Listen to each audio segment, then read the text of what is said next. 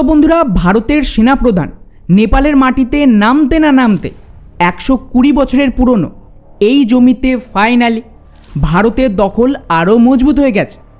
এবং এই মুহূর্তে যেভাবে নেপালকে নাকানি চোবানি খাইয়েছে ভারত, তা দেখে তো রীতিমতো নেপালের এই চীনপ্রেমী কমিউনিস্টরা মাথা ঠুকে মরছে। কেন? তো আমাদের প্রতিবেশী দেশ নেপালের কমিউনিস্টরা চায়নাকে খুশি করতে ভারতের বিরুদ্ধে দুটো বড় অ্যাকশান নেয়। প্রথমত, ওরা 120 বছর আগে হওয়া একটা চুক্তিকে পুনরায় সামনে এনে ভারতীয় জমিকে নিজেদের বলে দাবি করে। এতে কী হয়? এতে স্বাভাবিকভাবেই দুই দেশের মধ্যে সীমা বিবাদ শুরু হয়ে যায় এবং এই সুযোগে নেপালের লোকজনকে ভারতের বিরুদ্ধে ব্যস্ত রেখে চায়নাকে শক্তিশালী করা যেত। আর দ্বিতীয় অ্যাকশান, নেপালের কমিউনিস্ট সরকার ভারতীয় সেনাবাহিনীতে নেপালি গোর্খাদের ভর্তিও বন্ধ করে দেয়। কারণ স্বাভাবিকভাবে এদেরকে ভারতীয় সেনাবাহিনী চায়নার বিরুদ্ধে মোতায়েন করত। আর এটা তো গোটা বিশ্ব জানে যে গোর্খারা পাহাড়ি এলাকায় লড়তেও ওস্তাদ। ফলে চায়না এই গোর্খাদের সীমান্তে মোতায়েন নিয়েও খুব একটা খুশি ছিল না। উপরন্তু ভারতীয় সেনাবাহিনীর মেজরিটি গোর্খা নেপালি, আর বাকিরা ভারতের বিভিন্ন রাজ্য থেকে আসে, ইনক্লুডিং ওয়েস্ট বেঙ্গল। তো স্বাভাবিকভাবে যদি নেপালি গোর্খারা ভারতীয় সেনাতে সামিল না হয়, তাহলে এই ভারতের এই যে গোর্খা ফোর্স সেটা ধীরে ধীরে দুর্বল হয়ে যেত এবং এতে চীনের ব্যাপক ফায়দা হবে। কারণ একদিকে ভারতীয় গোর্খারা দুর্বল হচ্ছে, অন্যদিকে চায়নায় নেপালি গোর্খাদের অতিরিক্ত স্যালারি দিয়ে নিজের সেনাতে সামিল হওয়ার একটা অফারও দেয়। হ্যাঁ, সেটা আলাদা বিষয় যে নেপালি গোর্খারা এই চামচিকে খাওয়া চাইনিজ সেনাতে সামিল হতে অস্বীকার করে। কিন্তু ফাইনালি ভারত এক ঢিলে দুই পাখি মেরে দিয়েছে এবং এই কমিউনিস্টদের পুরো খেলায় জল ঢেলে দিয়েছে। যার আওতায় একদিকে তো এই যে 120 বছর পুরনো জমি, যাকে নেপাল নিজেদের বলে দাবি করছিল, সেখানে ভারতের দাবি আরও মজবুত হওয়ার সাথে এখন তো নেপালের ভেতরে যে আগুন লেগেছে, তাতে গোর্খারা নিজেদের সরকারের বিরুদ্ধে আন্দোলন শুরু করে দিয়েছে যাতে ওরা ভারতীয় সেনাতে সামিল হতে পারে। আর বন্ধুরা, এই সমস্ত কিছু হয়েছে ভারতের নতুন সেনাপ্রধান ধীরাজ শেঠের কাঠমান্ডুতে নামার ঠিক আগে। ফলে স্বাভাবিকভাবেই এটাকে নিয়ে বিভিন্ন কনস্পিরেসি থিওরি শুরু হয়ে গেছে যে হঠাৎ করেই নেপালে কারাই আন্দোলন করাচ্ছে, এতে কি কোনোভাবে ভারতের হাত রয়েছে? অন্যদিকে কিভাবে এই 120 বছর পুরনো জমি এখন পুরোপুরি ভারতের হাতে আসতে চলেছে, সবটাই জানবো আজকের এই ভিডিওতে। তো বন্ধুরা, গত 17 তারিখে খবর আসে যে ভারতের নতুন সেনাপ্রধান নেপালের সফরে গেছেন।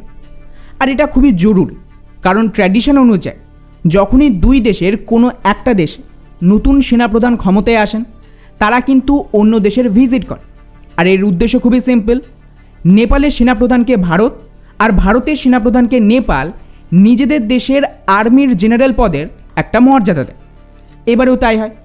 কিন্তু উনি নেপালে যাওয়ার ঠিক আগেই হঠাৎ করে খবর আসে যে নেপালের সরকার ভারতের সাথে তাদের যে চুক্তি হয়েছিল সীমান্ত নিয়ে, তার অরিজিনাল কাগজ হারিয়ে ফেলেছে। ব্যাস, এটা নিয়েই রীতিমতো হইচই পড়ে যায়। কারণ এটা কোনো সাধারণ ডকুমেন্টস নয়, এটা প্রায় 120 বছর পুরনো ভারত আর নেপাল সীমান্তের কাগজ ছিল, যার দমেই তো নেপালের কমিউনিস্ট সরকার ভারতের সাথে সীমা বিবাদ শুরু করেছিল। কিন্তু হঠাৎ বলা হচ্ছে এটা নাকি নেপাল থেকে গায়েব হয়ে গেছে। কিভাবে হলো কেউ জানে না। তবে অনেকেই সন্দেহ করছে নেপালের রিজিম চেঞ্জের দরুন যে সমস্ত অ্যাটাক হয়েছিল সেই সময় হতে পারে এই ডকুমেন্টস চুরি হয়ে গেছে, নাহলে কেউ নষ্ট করে দিয়েছে। আর বিনা ডকুমেন্টসে নেপাল ভারতের সাথে নেগোসিয়েশন করবে কিভাবে? ফলে বিষয়গুলো একটু বেশি কাকতালীয় লাগছে না? কারণ এটা প্রথম ঘটনা নয়। বালেন শাহ, যিনি নেপালের বর্তমান প্রধানমন্ত্রী, তিনি ক্ষমতায় আসার পর থেকে ওপর তো দেখাচ্ছে যে উনি চরম ভারত বিরোধী, এখনও ভারতে সফরও করেন। কিন্তু যেই সমস্ত অ্যাকশান নেওয়া হচ্ছে নেপালের সরকারের তরফ থেকে বা ওনার তরফ থেকেও যে ধরনের বয়ান আসছে, তাতে কোথাও না কোথাও লাভ তো ভারতেরই হচ্ছে।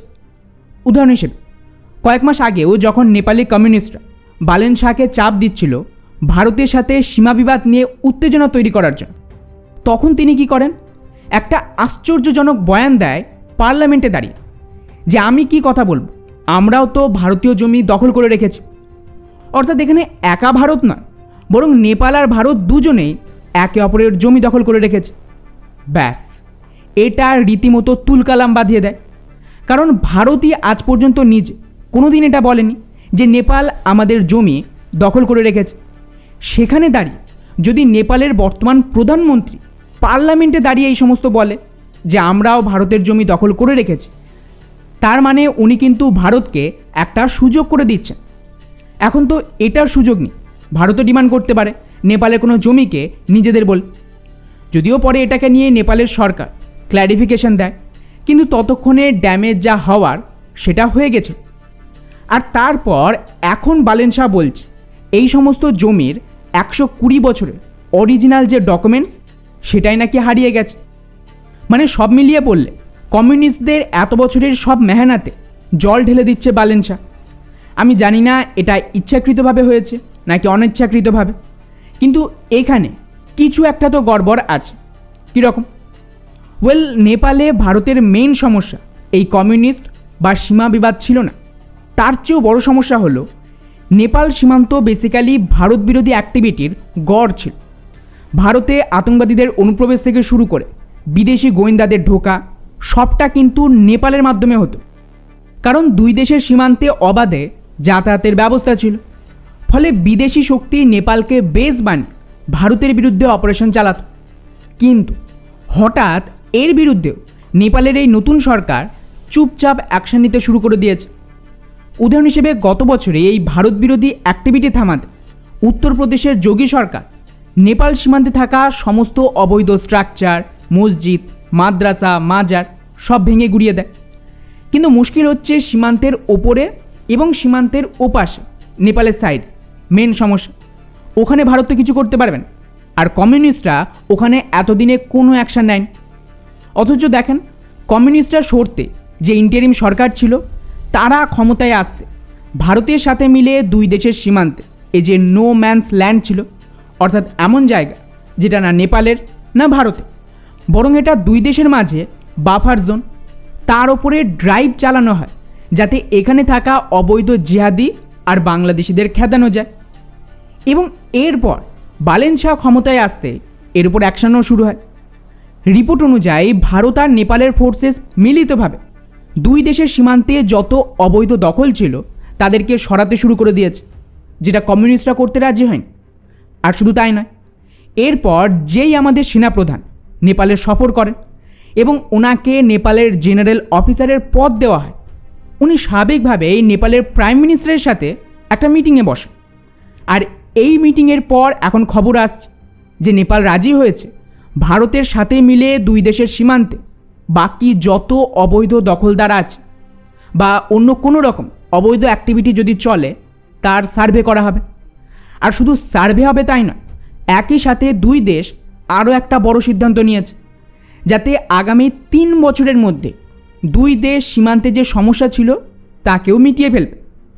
অর্থাৎ এখানে স্পষ্ট যে নেপালের কমিউনিস্টরা যেভাবে সমস্যা তৈরি করেছিল সেই সমস্ত সমস্যাগুলো কিন্তু ধীরে ধীরে খুবই নিঃশব্দে বালেন শাহের আমলে ফিক্স করা হচ্ছে। এটা কি সত্যি কোইন্সিডেন্ট? যাই হোক, এটা তো গেল একটা দিক। এবারে আসি দ্বিতীয় সমস্যা, গোর্খাদের। যেমনটা বললাম, কমিউনিস্ট সরকার ভারতীয় সেনাবাহিনীতে গোর্খাদের ভর্তি আটকে দিয়েছিল। তার বিরুদ্ধেও মনে হচ্ছে যে অ্যাকশন শুরু হয়ে গেছে। আমাদের সেনাপ্রধান নেপালের সফর করার ঠিক আগে হঠাৎ করে নেপালের জনগণ আন্দোলন শুরু করে দেয়, যেখানে ওদের ডিমান্ড সিম্পল ছিল, বালেন শাহ যেন ভারতীয় সেনাপ্রধানকে পুনরায় নেপালি গোর্খাদের ভারতীয় সেনাতে সামিল করার প্রসেসকে শুরু করার জন্য আবেদন করে। এমনকি এতে সেই সমস্ত রিটায়ার্ড অফিসাররাও ছিল যারা ভারতীয় সেনাতে সার্ভ করেছে, তারাও ওদের সরকারের বিরুদ্ধে প্রোটেস্ট করছে। এখন আমি এর কোনো রিপোর্ট পাইনি যে ভারতীয় সেনাপ্রধান আর বালেন শাহ এ নিয়ে কথা বলেছে কিনা। তবে যখন এই সমস্ত আন্দোলন চলছিল গোর্খাদের, তখন উল্টো দিক আমাদের বিদেশ সচিবও নেপালে পৌঁছে যায় এবং উনিও নেপালের যুবকদের সাথে দেখা করেন এবং পাশাপাশি দুই দেশের মধ্যে স্ট্র্যাটেজিক ডায়লগও হয়। ফলে যদি আমরা এই পুরো বিষয়টিকে একটু সামারাইজ করি, তাহলে বালেন শাহের ভারতীয় জমি দখলের স্টেটমেন্ট থেকে শুরু করে এই সীমা বিবাদের ডকুমেন্টস হারিয়ে যাওয়া, অথবা ভারতের সবচেয়ে বড় থ্রেট সীমান্তে অবৈধ দখলদারিদের তোলা থেকে শুরু করে দুই দেশ মিলে 3 বছরের টার্গেট সেট করা সমস্ত বিবাদ মেটানো, এগুলো তো পজিটিভ ইঙ্গিতই দিচ্ছে। এবং তার সাথেই আরও একটা বিষয় লক্ষ্য করলাম, বালেন শাহের চেয়েও অ্যাকচুয়ালি শক্তিশালী হলো নেপালের বর্তমান সরকার যে পলিটিক্যাল পার্টি আছে সেই পার্টির সেক্রেটারি। তিনি ইতিমধ্যেই ভারতে এসে প্রাইম মিনিস্টার নরেন্দ্র মোদী, অমিত শাহ সকলের সাথে দেখা করে গেছেন। এমনকি বিজেপি তো ওনাকে নিজেদের পার্টি অফিসে ঐতিহাসিক অভ্যর্থনাও জানিয়েছিল। আর তারপর থেকে একের পর এক পজিটিভ কাজ হচ্ছে। এখন এই পুরো বিষয়টিকে নিয়ে আপনাদের কী মনে হয়? এগুলো কি সত্যি কোইন্সিডেন্ট নাকি জেনে বুঝেই হচ্ছে? নিচে অবশ্যই কমেন্ট করে নিজেদের মতামত জানাবেন। জয় হিন্দ।